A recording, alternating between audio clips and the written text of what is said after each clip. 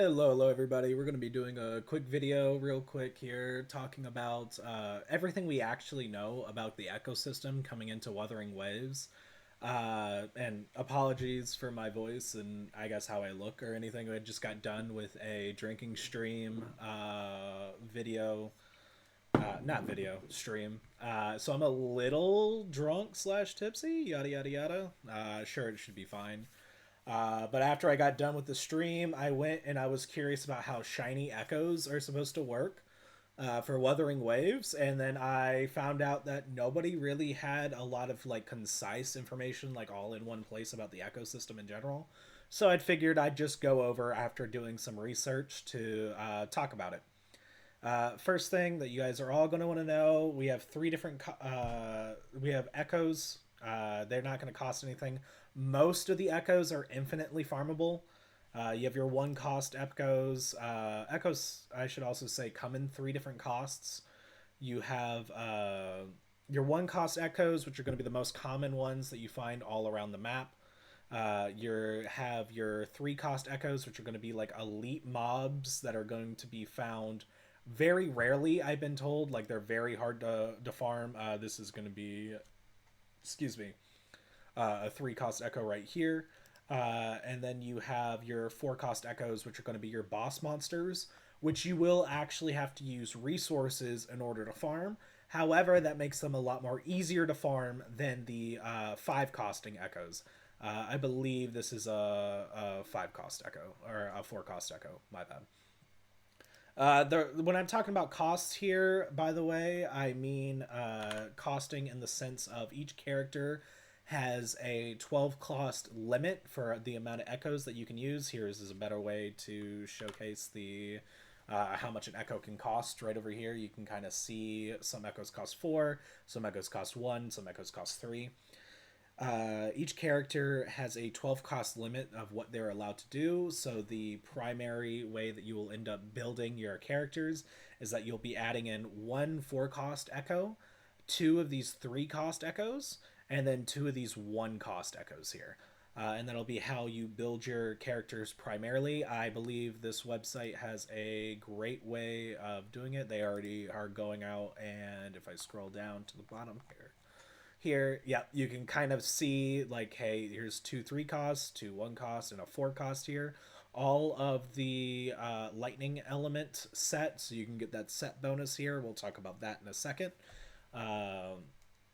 But yeah, that's how you're basically going to find echoes and use them. You're going to have one main echo and then 4 of your echoes that are going to be substats. The way that this works is that each echo ends up having they have a cost and they'll have a typing, but they also have an active ability that you will be allowed to use. This guy right here has the active ability of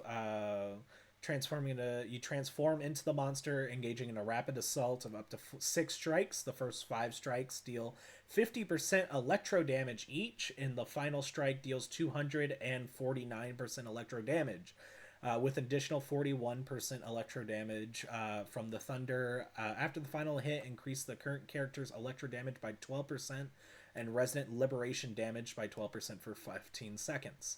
One thing that this is going to mean for you guys most of the time that I've noticed, that especially for your main DPSs, these 4 cost echoes are what you're going to be using basically all the time. It's basically guaranteed these 4 cost boss monster user are going to be what's going to be your main echo all the time. Not only is the scaling higher for the actual damaging attack that they have, but they also end up having these bonus effects, these buffing effects that'll happen after you transform into them.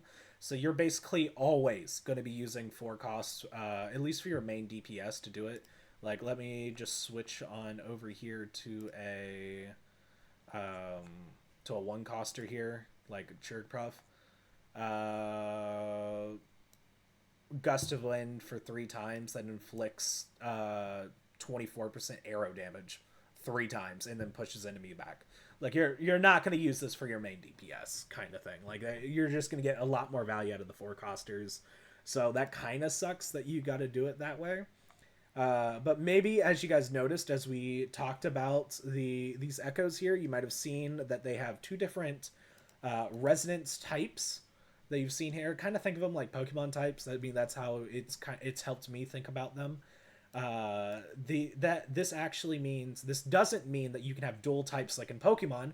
That's what I originally thought. By the way, this screwed me over because I was super excited for this. For that they were going to have multiple types and you can stack it up that way. I thought that's what made sense. Hold on, I believe they actually have a Sonata. Yeah, these are called Sonata effects. Here we got the whole list pulled up for you guys to see. The five-piece Sonata effect is what you're going to be primarily going for.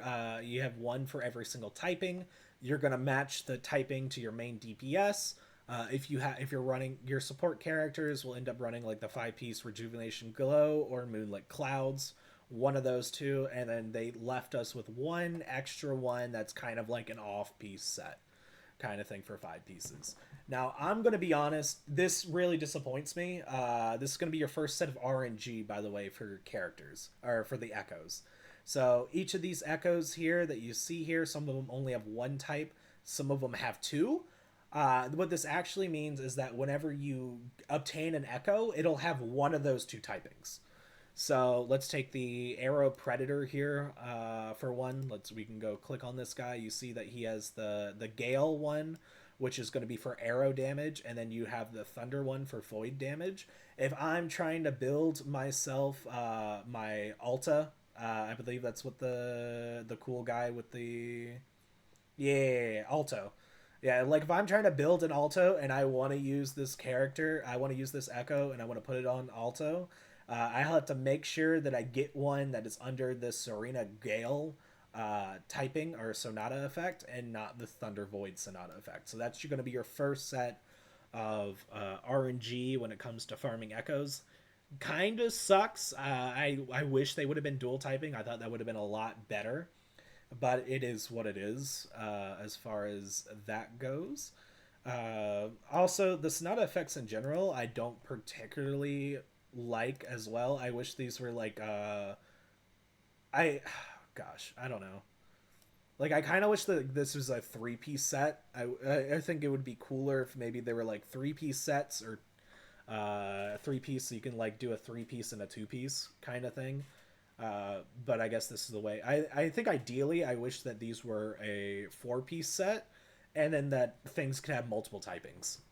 I think that's honestly what I feel. I wish that it was is that these came in four-piece sets, and the anything that was like a dual typing here, you'd be able to have both of them, and then that way you can actually get really creative with your the echoes that you use to try to maximize the Sonata effects that you get here. Like I would love it if I was running my what's her name, the sexy mommy girl. Where is my sexy Dami mommy? My Yingling.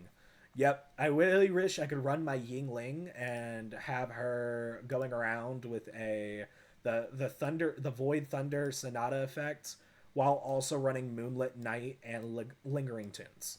Like if I can manage to like get that perfectly in there, like that would have been amazing. And then they could have just added more Sonata effects as the game came out and added more echoes that had different typings, and that would get people hyped up if they just had different typings because that means that it would change up the builds that people were running.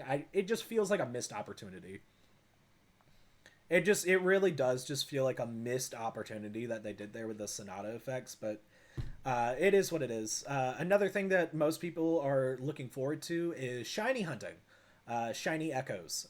One thing that I'll tell about for that, they don't call them shinies in this game. They are actually going to be categorized as either the altered versions of it or as phantom versions. This website that I'm seeing here, it uses the altered versions of it. You can see here altered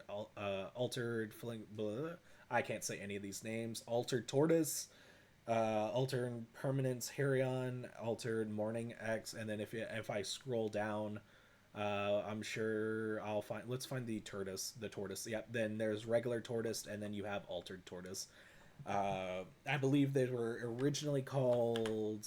They were originally called phantoms. I believe on this website. If I scroll down to the bottom, Yep, we have them called phantoms. So you have the phantom permanents, and then you have the permanents here. Uh, Seems interesting. We have no idea how echoes are coming out in this game, by the way. Currently, there's only six echoes that have an alternate form. Uh, that's based on the last beta testing that they did. The way that that went down, that I found out, was that there were six of them. Four of the main bosses had their alternate forms that you can like see here, these phantom forms here, and then two regular ones being the tortoise and yes, the rock guardian. Thank God this website has everything just all right next to each other for me. The rock guardian and the tortoise all right next to each other. Not right next to each other. Were the shiny forms. Uh, and the way that they implemented the shinies in the game is like a little weird to me. So you couldn't actually get the four boss monsters shiny while fighting them. They didn't come up like that. You actually had to buy the shiny variant of them from a NPC merchant, which is kind of weird. And then the actual Phantom Rock Guardian and the Phantom Tortoise were like a set spawn on the map. Like there was a location that you had to go to, and then there was a high likelihood that the Phantom Rock Guardian and the Tortoise spawned, and at that set location, which is just weird. I don't know if that's supposed to happen in game or not. I feel like it's dumb if that is. You're copying Pokemon here, just literally do it like Pokemon. If you can't do it like Pokemon, don't implement it at all. Like this is just dumb. Like I should be surprised when I find a shiny. I shouldn't be like looking in a certain area and just being like, well, I have a 20 I have like a 0.4% chance that it spawns right here on this in this spot today. Let's see if I get lucky and it spawned right here on the spot. Like, no, I just want to walk around the map, doing some echo farming, and then be like, oh my god, fuck me, I got a shiny tortoise, kind of stuff. And so I hope that that was just a beta test thing where they just wanted to show off the mechanic, but it would be different, and that it's going to be like how Pokemon does it later on. Another thing I will say, though, one thing I do like about it is that once you do actually find a phantom version of one of the echoes in the game, you don't have to worry about the RNG factor of whether or not it's an actual good echo or not. It'll end up being like unlocking a skin for a character kind of stuff. So once I find my shiny tortoise, once I get my phantom tortoise, I'll be able to flip a switch on any of the tortoise echoes, on any of these tortoise echoes that I find, and it'll turn it into that shiny variance if I so choose to have to use a tortoise for one of my teams, or as like for one of my stuff. So that's good to know. That's actually really good to know. Really happy to see that being the case.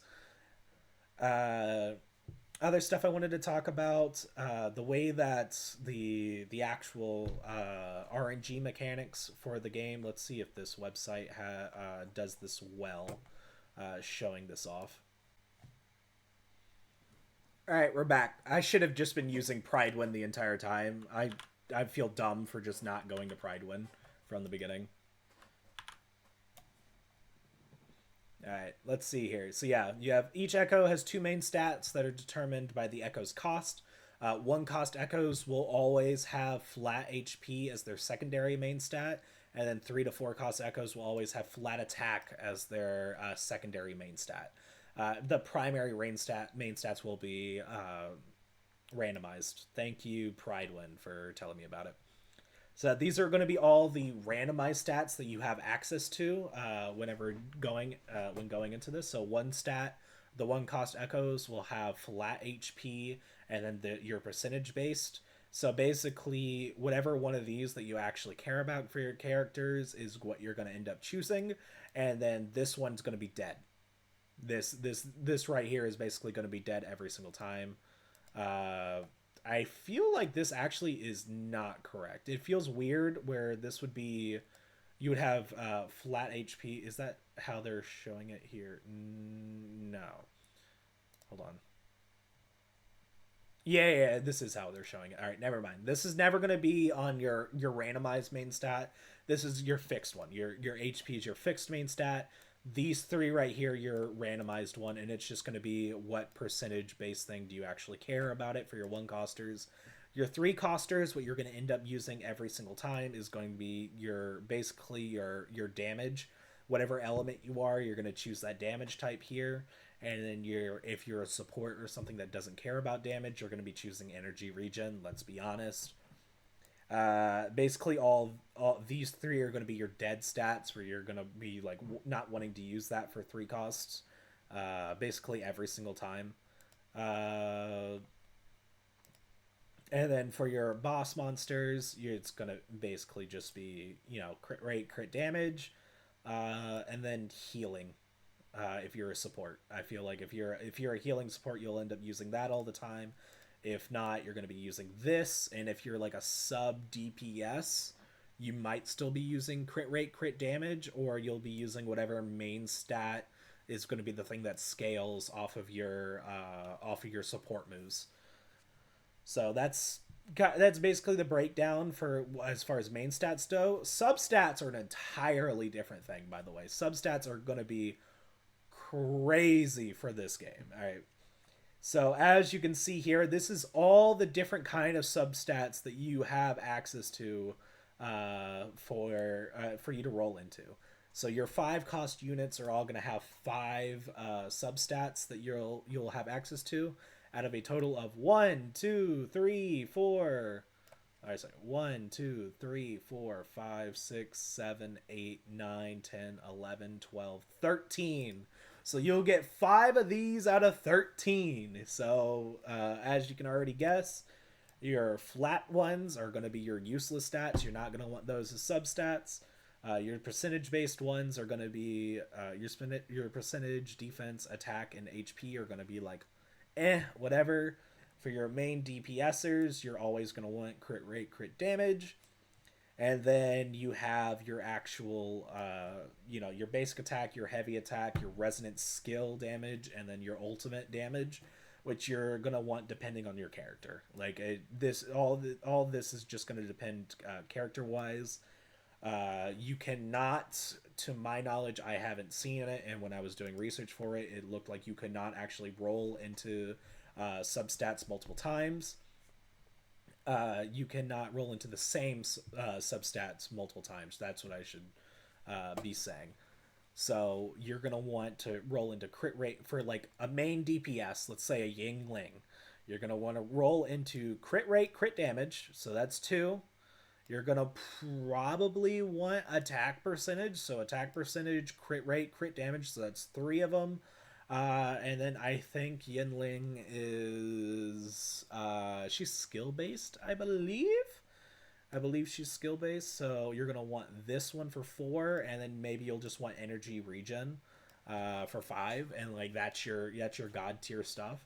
But if you look on over here to the right, you can see the different ranges of how you can get those main stats, and like, gosh, these numbers is actually pretty insane. It goes pretty far. So, like a minimum roll, you can get the 4.9 for crit rate with a maximum being 10%. So, like we're talking about some of these rolls can double what other rolls have.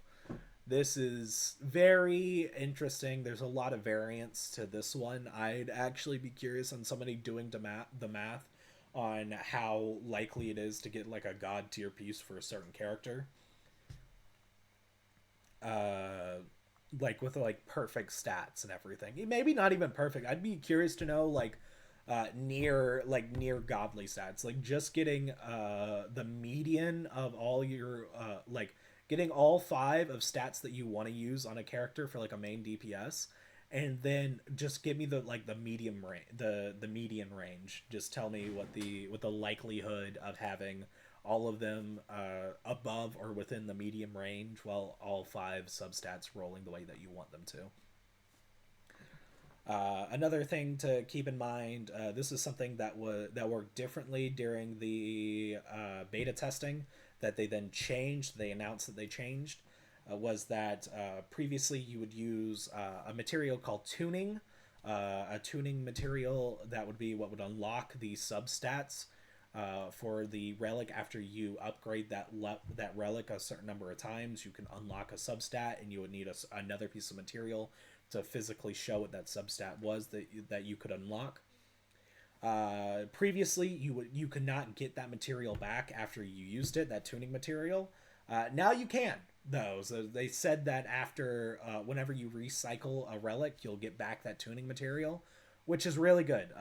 Speaking of recycling, the last thing I'll say is that this is another change from what was at the original beta test, or beta test 2, was that you back before you couldn't physically recycle your relics and get more materials to use for other relics. Now you can actually recycle your relics. Like if I get 20 let's say I get 20 of the tortoises. I get 20 of the tortoises, or the Cyan King feathered guys. I get 20 of them because I'm just trying to farm it out, trying to get them perfect, and they all roll like crap.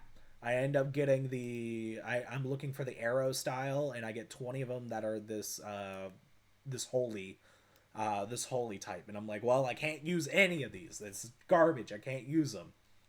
Luckily, you can now recycle those and then use that in order to get other echoes. You can swap them out for other echoes. We don't know exactly what the conversion rate's going to be, whether it's going to be 3 echoes for 1 echo, or whether it's going to be like Honkai Star Rail. Honkai Star Rail has it where you can swap out 10 relics to get a new relic back. So yeah, basically that's all we know right now about the ecosystem. Again, sorry for the shoddy video where it's just basically me yapping all the time. Celestial Light, there you go. That was called. That's not the holy thing, it's Celestial Light. Anyways, I hope you guys do enjoy. Also, check me out at twitch.tv/animated eagle if you want to have other drunk streams, like if you want to join me for a drunk stream.